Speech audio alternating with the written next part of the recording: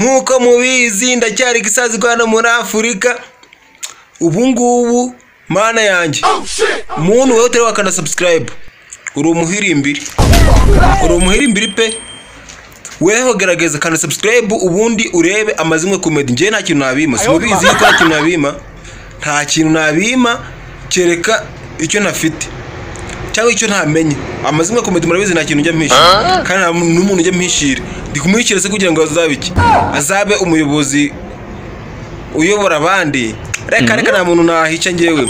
Okay guys, mureke mbabwire imihirimbiri atubeshye kuva kera. Ubu ngubu naje kuyivuguruza ntago ubu ngubu ntago bari budukire, kuko nje hari ibintu namenye byo babahishe. Ubu ngubu naje kubishyira hanze.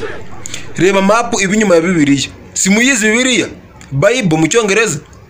Ubu ngubu ira map ushobora kuba ari wahishe inzira zaje mu ijuru, ukaba wabeshya ngo mujye mutanga amaturo kimwe mu 10 mu byo mwakoreye muzanye mu ijuru, kumbi inzira mutayizi. Inzira rayivumbuye mwabintu. Inzira nira map ibinyuma ya Bibiliya murabizi ko abantu nagujya bayigishaho. Tekereza neza ushyira ubwenge kugi wumve ira map. Weho uri gutekereza ukikugo ira map isobanuye iki?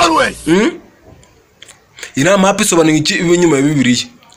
Kandi ikindi weho nuza kubivumbura utinyandike muri comment utumbwira ngo ibintu nibyo. Okay, nzabaha imizigo. Umva ko bavuga nzabaha imizigo ya danje. Nje ibintu byose nzayamenye Peter mbibabwira mwamihirimbiri imwe. Kandi ikindi ibyo navumbuye utega gare umunyonzi wa mutega uwijana cyangwa 200 ariko ijana nagora ikibaho wa 200 akagutwara kuri map. Rukomeye ko ibintu byabaye buryohe. Guys rero kandi subscribe ubundi nkomeze bageza ibintu byiza cyane. Amazimwe comments mubize se ni hatari. Ibintu byabaye uburyohe hano ku Mubumbe.